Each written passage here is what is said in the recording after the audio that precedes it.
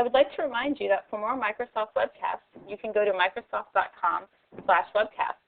Thanks again for joining us for today's presentation, Visual Studio Tools for Office, straight from the experts. Now it is my pleasure to introduce today's presenters, Mike Hernandez, who's Product Manager with Microsoft, and Tim Huckaby, CEO of Internology. Mike, you now have the floor. Thank you very much. Hi, everybody. Again, this is Mike Hernandez, VSCO Product Manager.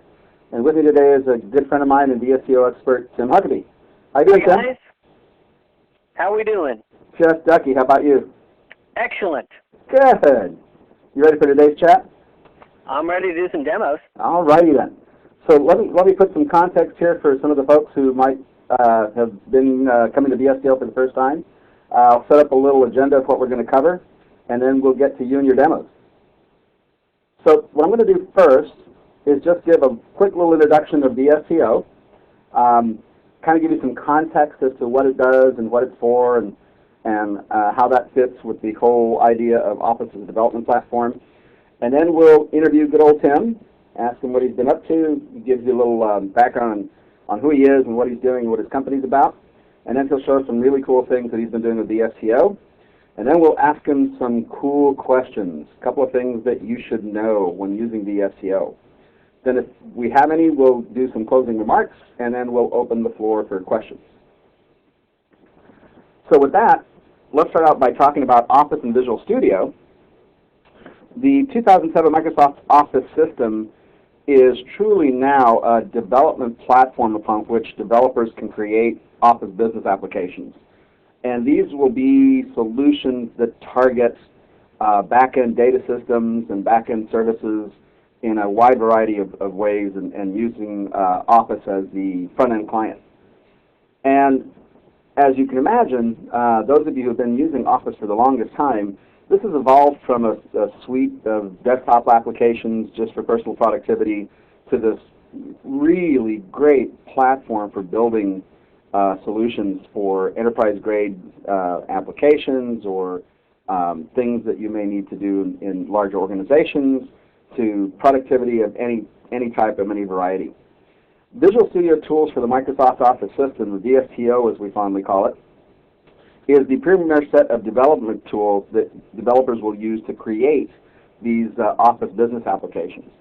And I'm happy to announce that as of the upcoming version of Visual Studio Code named Orcus, VSTO will be fully integrated into Visual Studio Pro and above, which means that VSTO will now be available to a much broader audience than before, and it will give our customers and our developers audience the ability to create solutions based on the 2007 Microsoft Office system.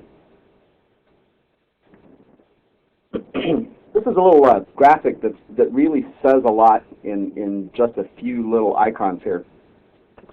The whole idea now of building solutions on top of Office is nothing new, but it certainly has gotten much, much easier with the advent of Visual Studio Tools for Office. And what this graphic shows you is a couple of things. Number one, it shows you that VSTO is actually a bridge between the two. It's a bridge between Visual Studio and Office. And the reason I call it a bridge is because VSTO enables Office developers to see Visual Studio as a development environment in which they want to build applications. No longer do they need to stay just in VBA. They can move to VSTO, and they can move to Visual Studio and use VB or C#. They can take advantage of all the benefits and advantages that Visual Studio has to offer, such as integrated debugging and the development environment itself, and the ability to incorporate WinForms into their applications, easy access to web services, easy access to all the .NET framework classes and everything of that nature. Data binding, I mean, the list is endless. So it opens up a lot of doors for Office developers that currently weren't open before. So this gives them a really great chance to move into Visual Studio and use that as their development environment. At the same time, it provides a bridge between Office and the Visual Studio developers, in as much as now Visual Studio developers can see Office as a legitimate first-class project in their arsenal of projects in Visual Studio. Just as they would decide, hey, you know, I've got this particular business problem I need to address, and I'm going to build a web app for it, I'm going to build a WinForm application for it, Now they can say, I'm going to build an Office project for this, an Office solution. And I'm going to use the Office 2007 client interfaces as my front end, and I'll use all this cool code in the back end that talks to various data sources and back end systems, and I'll build a solution that really addresses this problem. So again, VSTO enables Visual Studio developers to see Office as a first-class project and to really think of it in terms of something that they can utilize very, very effectively and as a valuable resource to their company and to their constituency. Now, the 2007 Microsoft Office system provides a great infrastructure now. In terms of, it's got workflow, it's got the business data catalog, you can extend the UI. It provides this great infrastructure and this platform upon which developers can build applications. Much more unified than ever before, much more feature-rich. We've got SharePoint workflow, we've got, again, the business data catalog. We're now going to have the VSTO as the tool set upon which you can build applications. So the developer has everything they need to build really solid, robust applications based on the 2007 Microsoft Office system. Now we get into this new notion, given that we've got this platform that we can work with now, we've got this new notion of the Office business application. There are a lot of customers that we have that have had concerns over the years of always being able to leverage systems and enterprise data that they've had for some time. They want to continue to see that return on investment that they made in those systems. And at one point, the idea was, okay, so we've got people who are working on these back-end systems or back-end data, and they're trained for it, but as the company grows and things evolve, there's a lot of this data that could be valuable for other people who aren't necessarily trained on this system. They need to make good business decisions, they need to make sound business decisions, and this data could really help them make those decisions, but they don't quite have a way to access it. So now that we've got the Office 2007 system that provides this development platform, developers can now more easily create applications that surface those back-end services and that back-end data through the Office client UI. So now developers can take advantage of the fact that users already know Excel, they already know Word, they already know PowerPoint, and they can surface that data through to those applications, and workers can just work as they do every day. Obviously, a system like this, an application like this, would lower training costs and increase adoption because the users now don't have to learn an entirely new application. The stuff that they're working with now is in something that they're very familiar with, very comfortable with. For example, a Wall Street agency might put out an application that has to do with manipulating stocks and trying to figure out ratios and things of that nature. And instead of putting out a WinForms application, they write everything in Excel 2007, and then they roll it out to their brokers. Well, that's great for the brokers because they don't have to learn a brand new application. All they have to do is they see Excel, they're very comfortable with it, they know how to work with it. The only thing they have to learn is the little things like on the custom task pane and the ribbon that are going to allow them to do their work more efficiently and to provide the new features that the developers came up with. So this whole notion of Office business applications is one that you'll be seeing more and more as we move on through this version and future versions. And we see movement for OBAs, as we call Office business applications for short, in these four categories: in human resources, finance, sales and operations, R&D. We figured that there's going to be a lot of movement there and a lot of opportunity for building applications based on the 2007 Office system. And you'll also note that we're expecting to see quite a bit of movement for ISVs and corporate developers moving into Office business applications, because there's a lot of benefits and advantages that those two groups can realize by building applications based on Office using VSTO. Now, a couple of quick benefits of using Office and Visual Studio together. One of the big benefits, again, is the fact that developers can provide their end users with a familiar and intuitive user interface.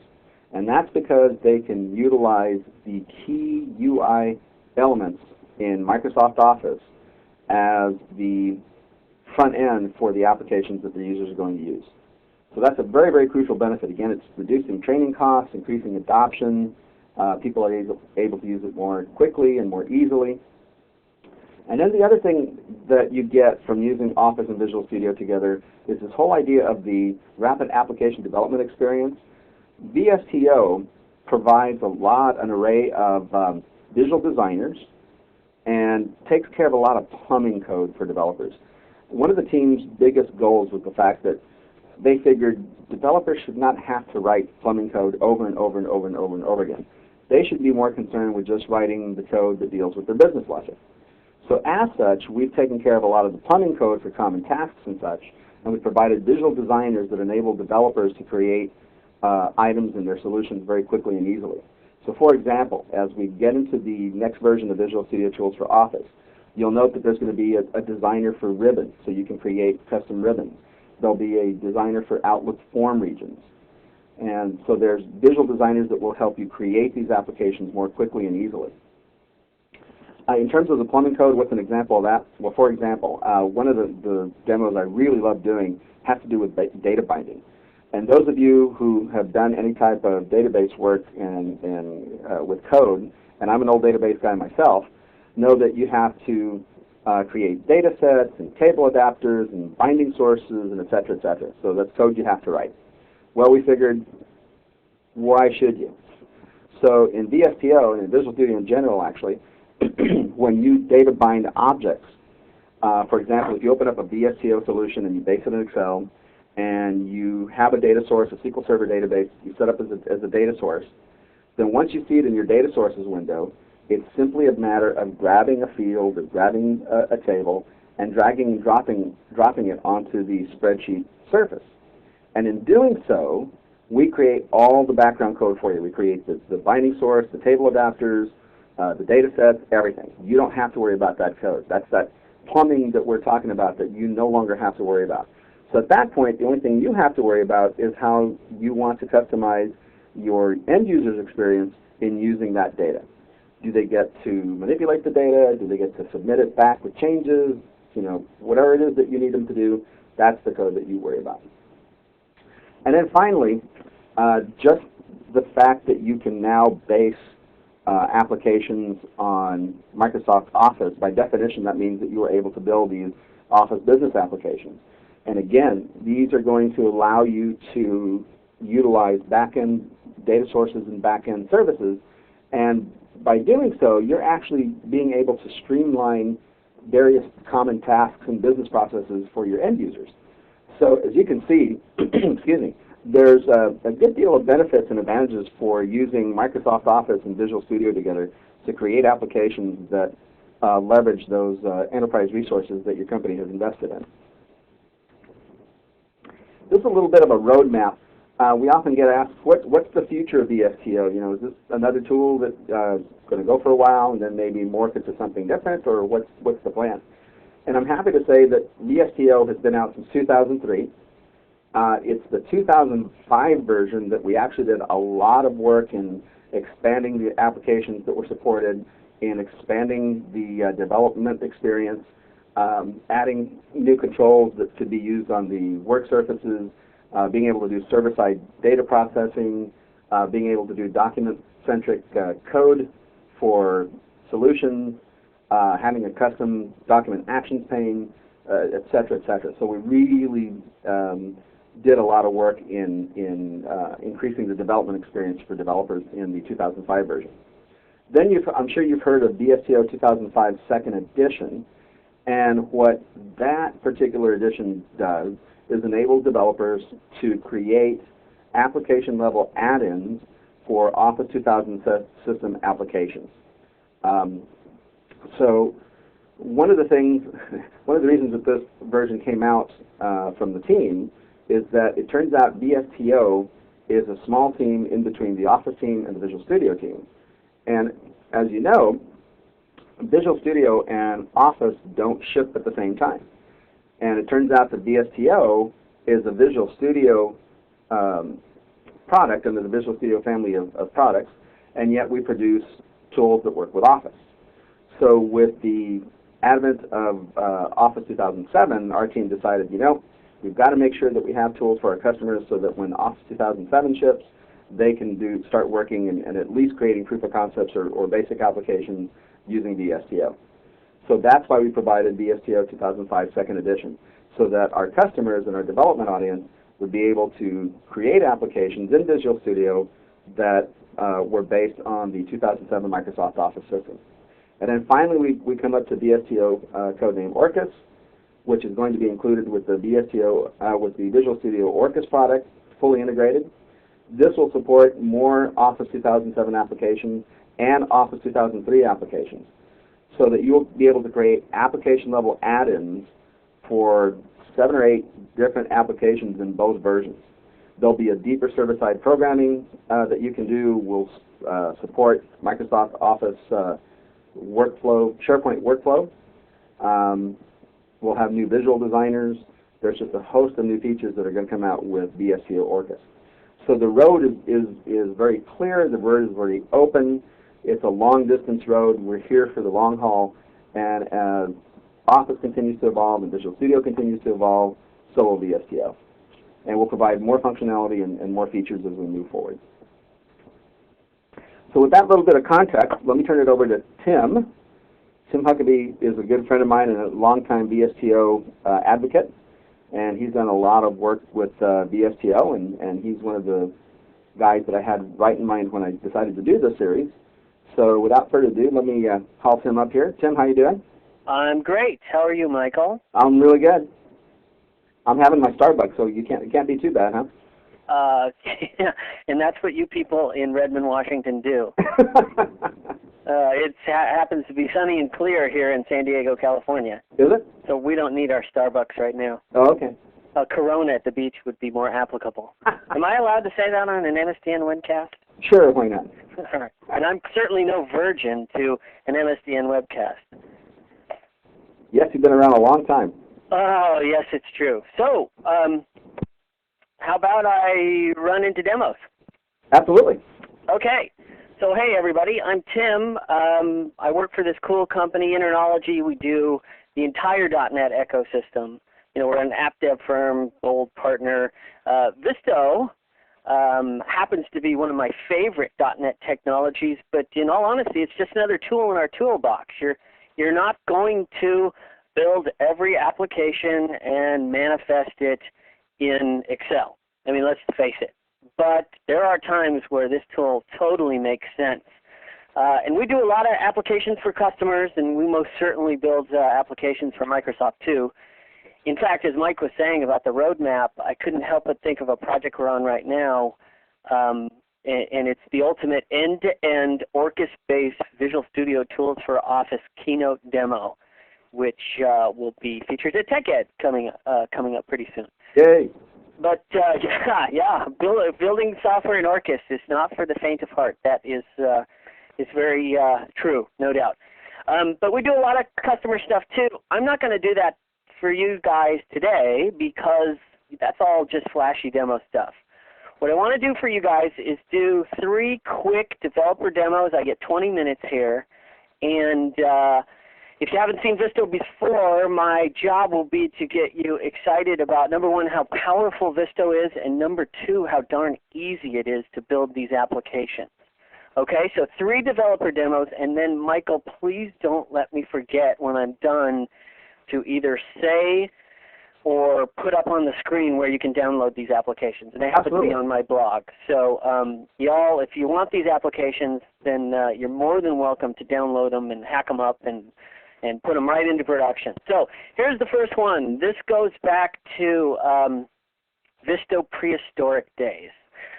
This interface for you .NET programmers should be similar, if not identical, to any little VB project that you do, except for you can see in the Solution Explorer that I've got an Excel workbook going here. This has no design time controls. This is essentially, and this really doesn't work in live meeting. I'm going to scroll down. This is essentially about 100 lines of code, and it runs pretty much top to bottom. And this is an application not only that runs on Office 2003 and above, but on all the OSs and everything. This is pretty much the most compatible Visto app out there to all the versions. And interestingly enough, over the years, I got to be honest with you, I built this thing, and it's morphed through the years, but I built this thing a long time ago when Visto 1.0 first came out. And this has been downloaded by developers a gazillion times and put in production a gazillion different ways, because what it does, I tell you what, I'll run it and then we'll pick it apart afterwards. What it does is it calls a stored proc in SQL, and it's pulling back all the sales from AdventureWorks. Now, you could point this to Oracle or whatever you want, any database.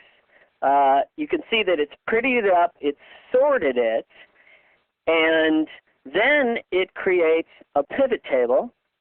And if I knew what the heck I was doing in Excel, I could do something meaningful like drag territory ID over, and that would mean something. And then maybe I could limit my salespeople to just this guy right here. And once it creates a pivot table, it creates a chart. Now, all this is dynamic. Say I don't want everybody. I want those darn Canadians. And, of course, the Canadians haven't sold anything. So, again, if I knew what the heck I was doing in Excel, this might be a meaningful app. Again, all it did is mine a database. Called stored proc, brought back the data, sorted it, prettied it, created a pivot table, created a chart. Now, if I were to tell you I did this in 100 lines of code, you'd say, no way. But that is the power of Visto. So let's step through what this guy does. I call essentially 3 functions, right? Create a table, create a pivot, create a chart. I'm one of those guys who goes in Excel and is annoyed by sheet 1, sheet 2, sheet 3, when really I only need is one sheet. So this little line right here simply hides the third sheet because I'm not using it. This get connection string should be similar, if not identical, to this one's in VB. It could just as easily be C#. This should be similar, if not identical, to the stuff you're doing today in .NET. Notice I'm grabbing the data reader, right? I'm calling, once I get my connection, I'm calling a stored proc. There it is.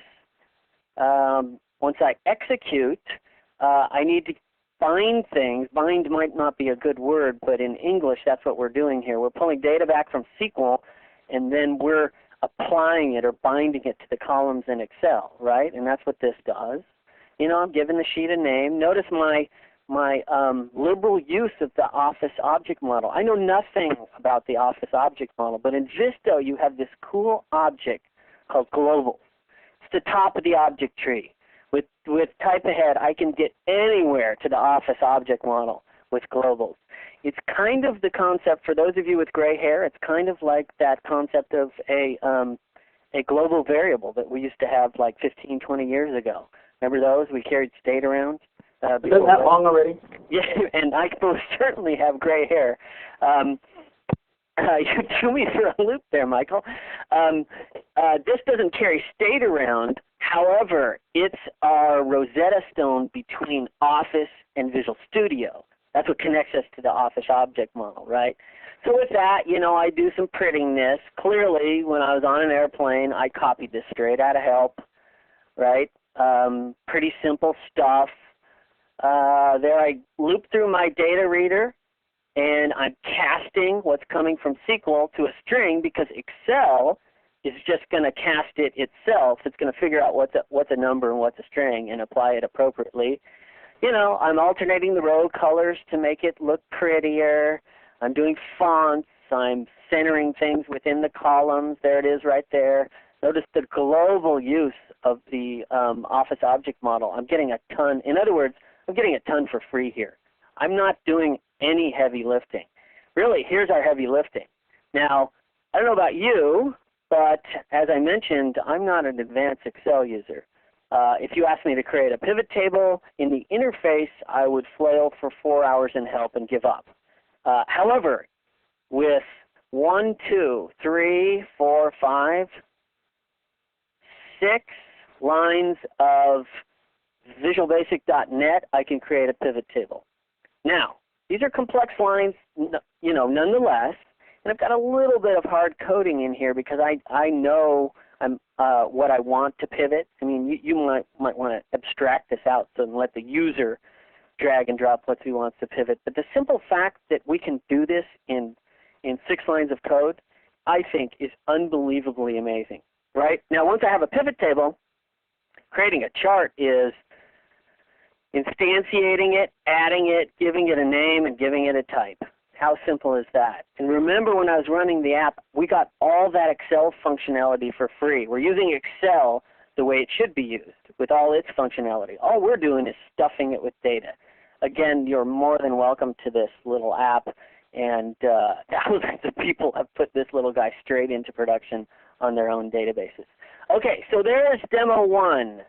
Demo 2 will go to, if that was prehistoric Visto, we'll go to the not-so-distant past Visto. This one does have a design time interface. I have dragged some controls, as you can see, onto the surface. The solution sets up similar, if not again identical, to the last one, other than we've got a user control here, and we've got a little Windows form. So how about I run this? I'll do it the same way. I'll run it, show you the functionality, and then I'll show you how it's built. This one is also talking to Office 2003. It's talking to Excel 2003. I love this demo, and Michael's seen this before because I've done this demo for him on stage a few times. I love this demo because it's so powerful and meaningful, yet it's something you'll never, ever do. This little Visto application in Excel allows you to manage your servers and computers on your network through Excel. Again, you're not going to build an app and surface it in Excel and give it to your network people so that they can bring services on their servers up and down. You most likely would build a ASP.NET app. You wouldn't even build a WinForm for that, right? But the simple fact that you can do this and do this so easily is quite impressive. Hey, Tim? Yes, sir. Can I interject here for a second? Yeah. The significant thing about this demo is that you have a document actions pane on the right there, and that was something that you can put in your VSTO solutions. Exactly. So what Michael is pointing out is this guy on the right, and my joke in front of developer audiences is, you know what the action pane in Office is? You know what that is, right? It's the first thing you turn off when you run Office for the first time. Well, now, and I can't hear you guys laughing. I'm just going to assume you're laughing. Well, now you have a reason to use it, because what Mike's talking about here is all I've done is stuff the user control inside the actions pane. And this is what the user how the user controls what outputs on the Excel document. Very powerful stuff. Again, this is why, I showed you the prehistoric demo first and this one second, because this is a more applicable solution. It doesn't run top to bottom. It allows the user to interact. And you can see how you can mine the data. In the metaphor of the last demo I did, you may want to allow the user to pick a database and pick a stored proc, and they do it right here. And this isn't a special Visto user control. This user control could be bound into a WinForm or an ASP.NET. This is exactly the same user controls that you use every day, right? Okay, now believe it or not, back to the functionality of this guy, because this is .NET, I get the whole .NET framework, right? So I'm using a technology called WMI. Windows Management Instrumentation. It's a technology the Unix folks have had for years and years and years, and us folks on the Windows side of the house only got just recently, like within the last 5 years. Among the things this technology allows you to do is remotely. I can affect things remotely. So in other words, I'm going at my local host here just for sake of demo, but I could just as easily point this at a server on our network here at Internology, provided I have privileges, right? For that type of thing, I have to be the domain administrator. I mean, you have to have ultimate godlike rights to pull services up and down on a remote computer. But you can have this app, you can download this. Trust me that it works. Believe it or not, you could even control a computer on another platform, like a Linux or Unix computer, because WMI is one of those places in technology, one of those very few places where we do have standards. So the exact same code base works here as it does in the other world. Now, the binding of credentials is a bit different, but all the code works as is. In any event, I'm looking for a service here, and you can see I sorted the services. Here's all the services running in the VPC I'm showing you. And I'm looking for a service that isn't going to abend the OS, right, because I do have godlike rights here. So Windows Audio. I right-clicked it. Up comes my WinForm here. I instantiated a WinForm. Clearly, I'm a nightmare on the UI side, right? This is not a pretty WinForm. But you're going to have to believe me, when I click Stop, that pulled down this service. I could prove it to you by going to the control panel and showing you that the service is down, but you're just going to have to trust me that that guy is down. The other thing this does is if a service is in an abnormal state, meaning it's supposed to be running and it isn't, I think you can see that it shows it in red and yellow. Okay, fair enough. Let me bring down this guy and show you how it's put together. So here is my user control, right, that is bound into the task pane. Now, here is my ultimate favorite feature of Visual Studio Tools for Office. It is right here. What does this line of code do? And this one's in VB. Again, I'll do a C# one next. This is could just as easily be in C#. In fact, on the Vista side of the world, it's pretty much just adding semicolons to get it converted to C#. But what does this line of code do? With one line of code, I'm binding that user control into the Office task pane. Mike and all those smart guys and gals on the Vista team tell me before Visual Studio Tools for Office, to do this type of thing was 2,500 lines of C++. That is truly powerful. Okay, so once I bind this guy, all the action control does is a bunch of WMI. So let me show you a little bit of WMI, and then you can download this yourself and pick it apart when you have time. The cool thing about WMI, you can see I've hard-coded some services in here. You could make this more robust if you like to, and feel free to do that and send me a mail and tell me what you did, because that's what a lot of people do with my little demos. Here's what I wanted to show you. After you overcome the object names, and this isn't a weird Microsoft thing, this goes to the WMI standard. The objects are all named the same, whether it's on Windows or Linux or Unix or whatever. This happens to represent the very root of a computer. And the SymV2 thing would work just as easily on the other platforms too. But once you get over that weird syntax, check this out. You essentially have a SQL-like syntax once you get reference to that object. So you can see I'm essentially doing a select that star from all the services that are running on my computer. Right? Once I get that, it's simply a matter of using the exact same logic to get it into Excel. See, I have a little add row function, and I'm pulling it off that WMI object, and I'm getting these services. Believe it or not, there's like hundreds of services attributes. In the control panel applet, we only see like 20 or so of them, and in this little app, I'm only showing you 8 of them. But there are hundreds of things in there that you can play with. All right.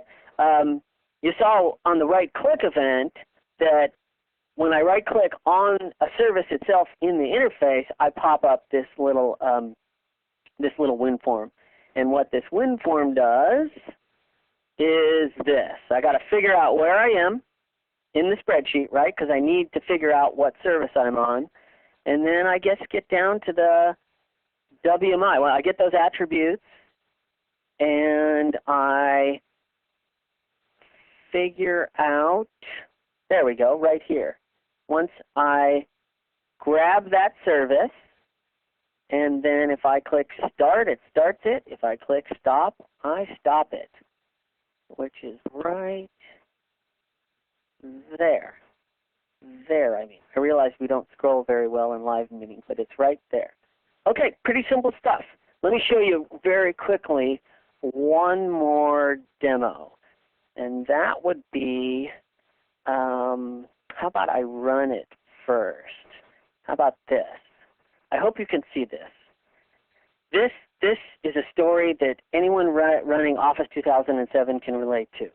In fact, my wife was screaming at me, literally screaming at me a couple days ago because I got her a new computer and it's got Office 2007 and she couldn't find anything in the interface because of this ribbon thing, right? Those of you who use Office 2007 know that the learning curve is a little steep at the beginning, but once you get used to it, this ribbon thing is amazing. In Visto 2005 SE, the current shipping version of Visto, which this is, gives us access to the ribbon. So here's a little demo, a little hilarious or funny demo I do in the developer community on the current bits that is relevant to a guy like me. This is my Tech Ed presentation. Mike isn't kind enough to let me do a Visto presentation this year, so I got to do Windows Presentation Foundation. But this is last night I'm using this, and I am flailing in PowerPoint because I cannot find where you put it in the slide master mode. Is it here in layout? No. It can't be here, can't be here. I'm flailing. Well, I get it in my mind, you know what? I don't need to find it in the interface. I can just write code. I can basically drag and drop my way to making this thing work. So you can see I've created a little Visto add-in. I call it custom, I call it this guy, and it's going to embed itself in the custom task pane, right? And in this one again, I'm in Office 2007 here. I'm in PowerPoint here. This is my little add-in. I'm running it.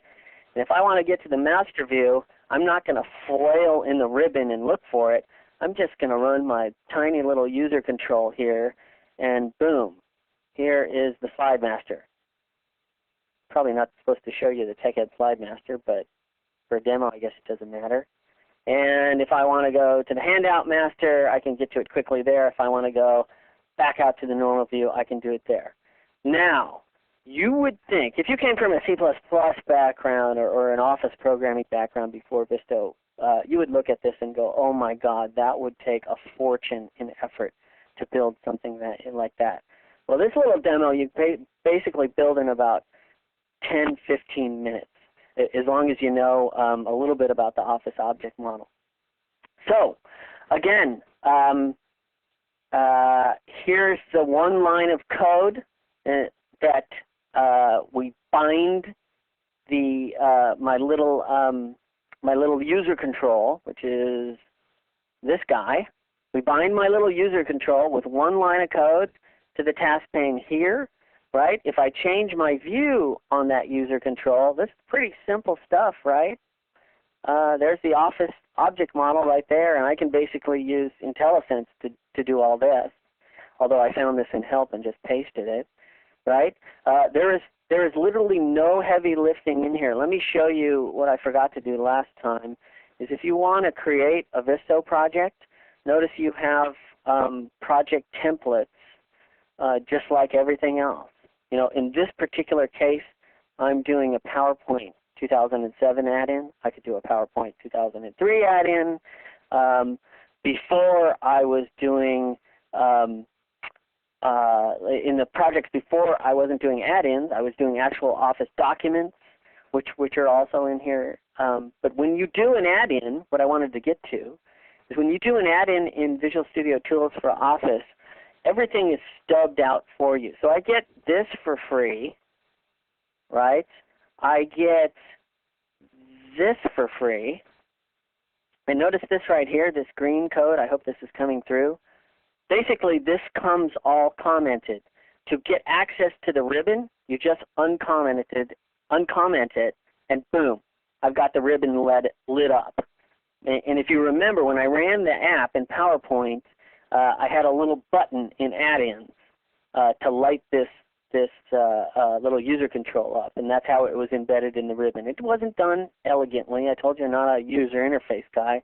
I could do a fancy little button or something like that and make it prettier. But this is about how to do it and how effective it is.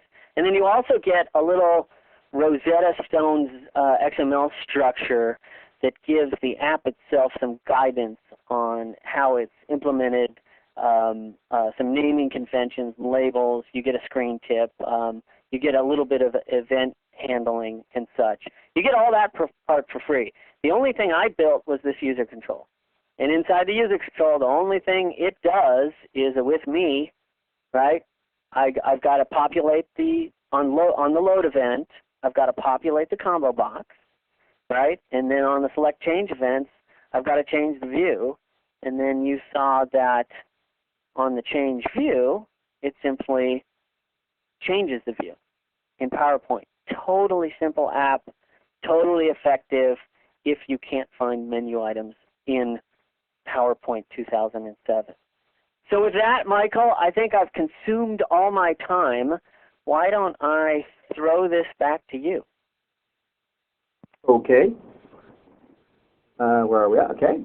Beautiful. So let me see if I can advance this here. There you go. So let's talk about a couple other things here. Now, as I ask you these questions, if you have any code or another ancillary demo that you want to show, well, by all means do so.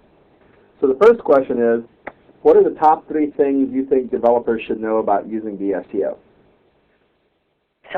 Okay, so I believe that I have indirectly already covered my top three things, so let me think about a third one. So number 1, developer productivity. I mean, I hope I've done my job and showed you how quickly and easily you can build some pretty powerful applications because you don't have to worry about the user interface. The user interface is Office, right? You get all the beautifulness of Word and Excel and PowerPoint and such. So that would be number 1, and I covered that.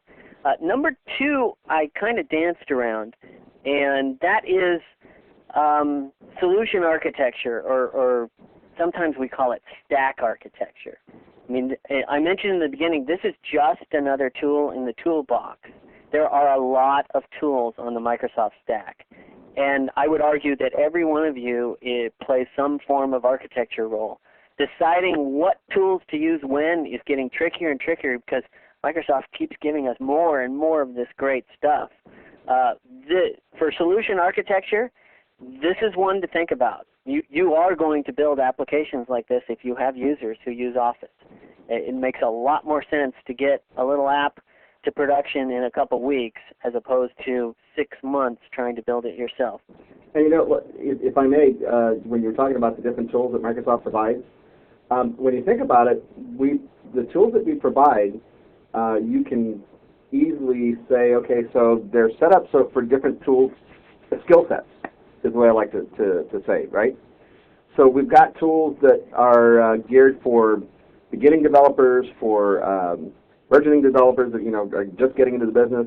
We've got tools for the power user, that type of person, and certainly we have tools for the professional developer types.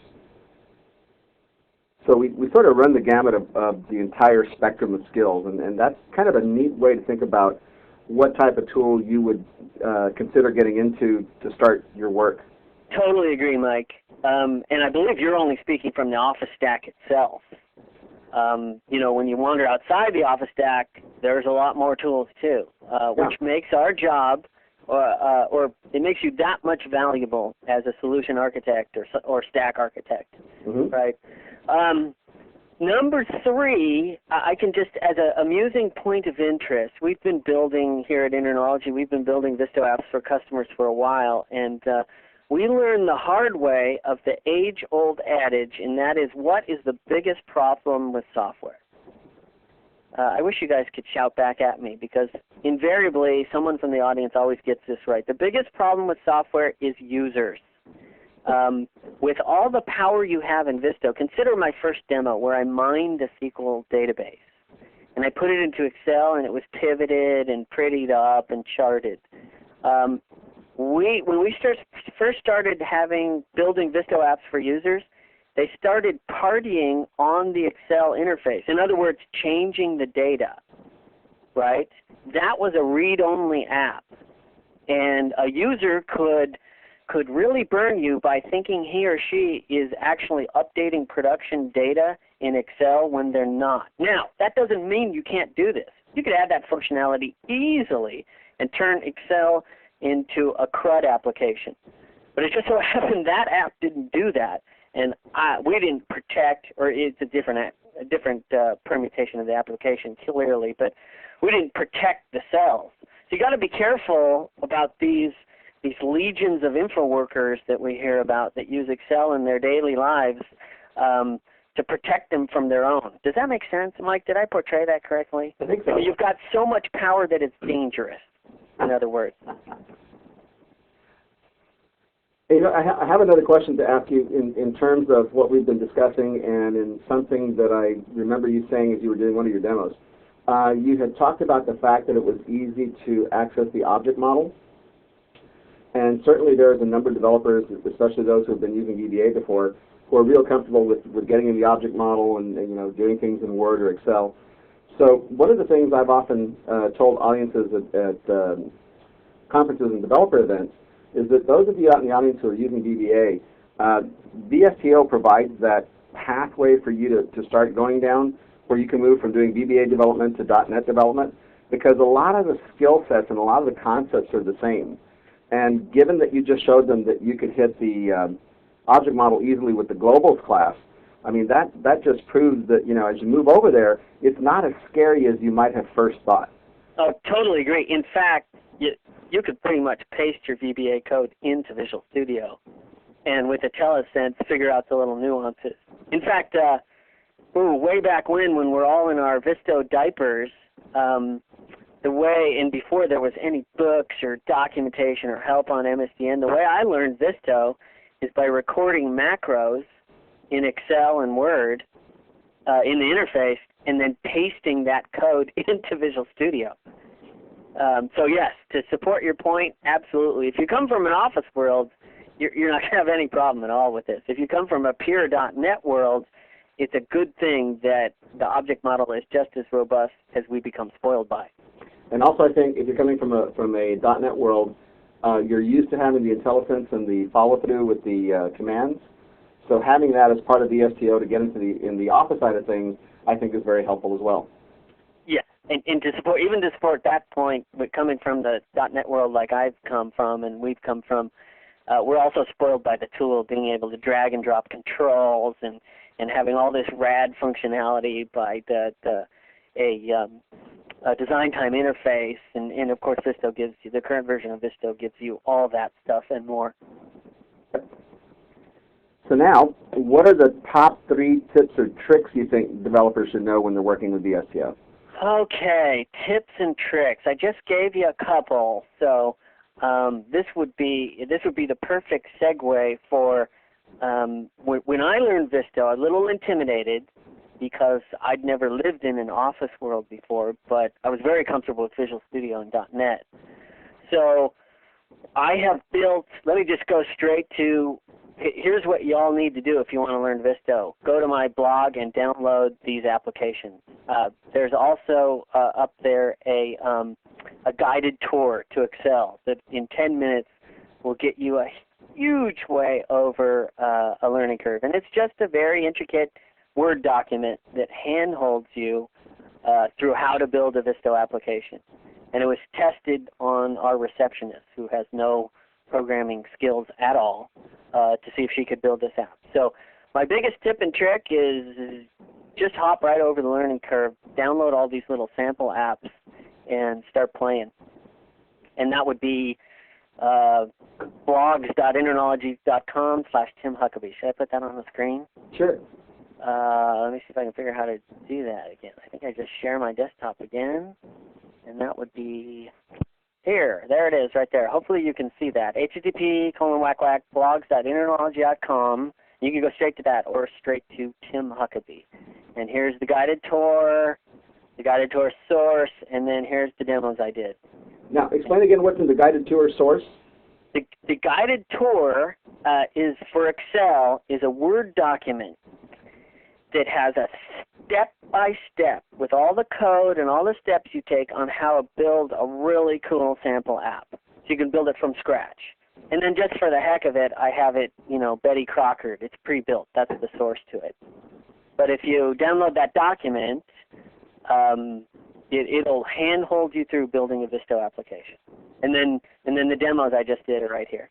Cool. Make sense? Yep. All right. Now, Hopefully over from scratch, can you if build you a didn't sketch? get that type of question, and I'll paste it in the question manager. Okay? Cool. Let's see, what else? Any closing remarks? Anything you want to leave the audience with in terms of philosophy or looking at VSTO? I mean, you've said a lot of great things, I have to say. This was a great conversation, and the demos were really good. Cool. And as you're saying that, I'm looking at the question manager. Okay. So maybe we should cover that. Question 1, will deploying Visto applications using Orcus also be available for previous versions of Outlook, XP 2003? I am starting a micro ISV and wondered if this was the way to go. And then he made this gentleman, Doug R., makes a little joke about my joke about turning off the Clippy guy first and then the action panel. So, deploying Visto applications in Orcus. Mike, I want to say we're not backwards compatible to prior versions of Outlook, but I'm not totally sure. That sounds correct to me as well. So Doug R., I'm almost positive that the cool new Orcus functionality for Outlook, and I mean amazing functionality, being able to embed controls, WPF applications, all this stuff in the Outlook form regions, that I know for fact is an Outlook 2007 thing only. Yeah. And that's not because the Visto team can't do it or anything like that. It's because the Office team was smart enough to put the hooks in the first place in Outlook 2007. Now, you could always build add-ins, Doug R., for Outlook, for the prior versions of Outlook. But if you want to embed something like the really cool features of Outlook Visto Orcus version, like the stuff that goes inside the Outlook interface, in the Outlook form regions, that's Outlook 2007 only. Yeah, indeed. You can create Outlook 2003 add-ins in Visual Studio Tools for Office 2005, but like Tim said, they are not going to have the cool new functionality that you see in Outlook 2007 simply because they're two different versions. Okay, second question, Michael. Is Visto the tool to create runtime versions of Access applications? No, you still need the Access Developer Edition, which is owned by the Access team. And I understand that the new ADE for 2007 is going to be released via the web soon. So I would suggest that you keep an eye on the Access Developer Center, and they should have information on when they're releasing it there. Okay, Scott asks, would you use Visto to write external applications, not add-ins, that only use Office documents and Outlook items at data stores? Absolutely yes. You would use Visto to do that because it would be so darn easy and so darn powerful. Wow, the questions are coming fast and furious now. How do I download the example codes in the presentation today? Here, I'll answer this one. That's http://blogs.internology.com/Tim Huckaby. Okay, I answered that, and I assume you all can see that. What about, Brad asks, what about deploying Visto applications from the web? Great question, Brad. I thought there were problems with downloading the runtime and having to make the website trusted. Do you have any experience with these? Oh, yes, my friend, we absolutely do. Why don't we start from, Michael, why don't you talk about what's coming as it relates to ClickOnce, and then we can go backwards about sandboxing security on the web and things like that. Yep, the deployment and security experience in VSTO Orcus is going to be much improved because we've gone to the ClickOnce model. And so deploying VSTO solutions from this version forward is going to be much easier. Setting up security will be much easier. So there's nothing but goodness moving forward on VSTO Orcus solutions.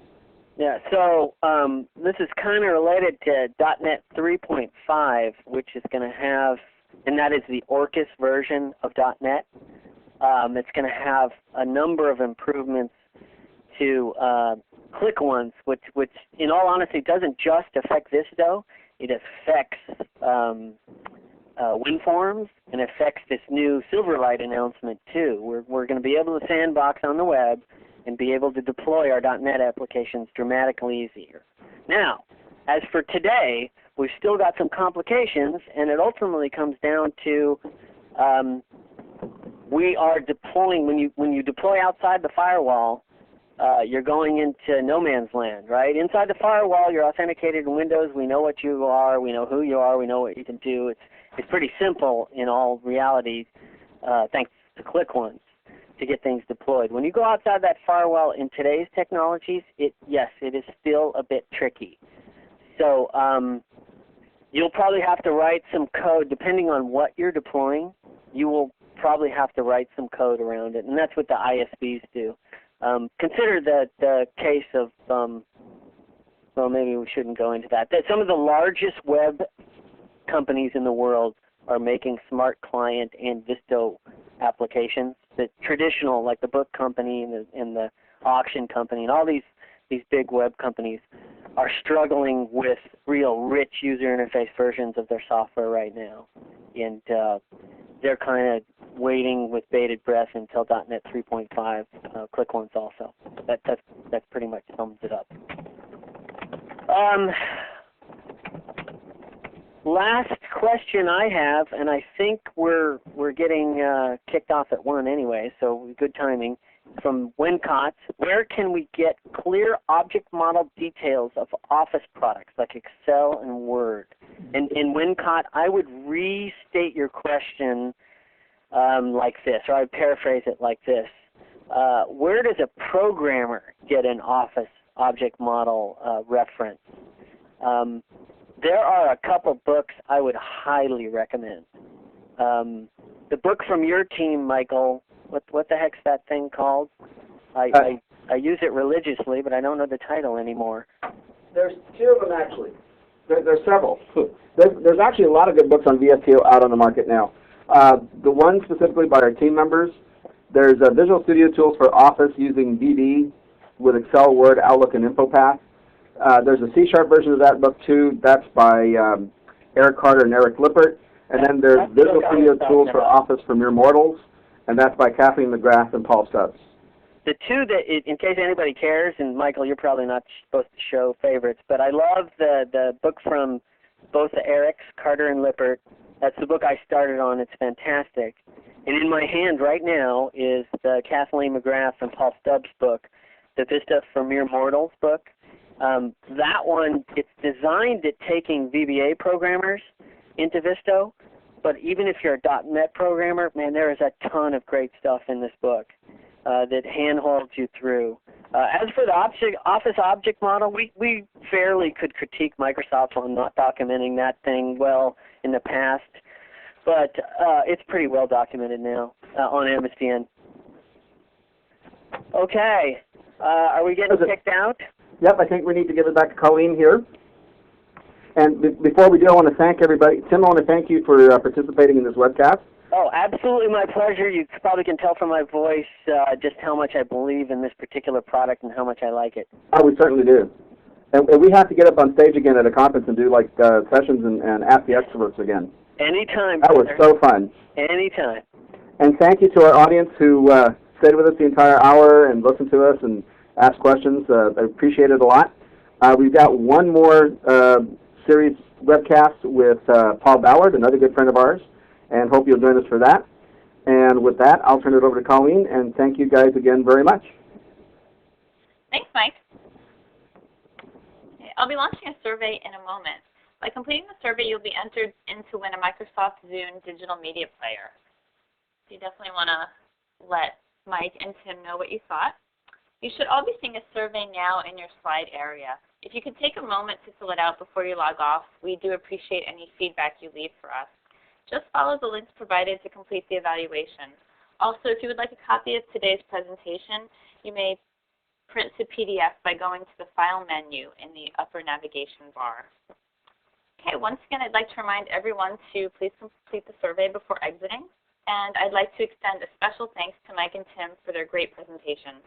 That concludes today's live meeting. Thank you all for joining us. You may now disconnect from the audio portion of this event.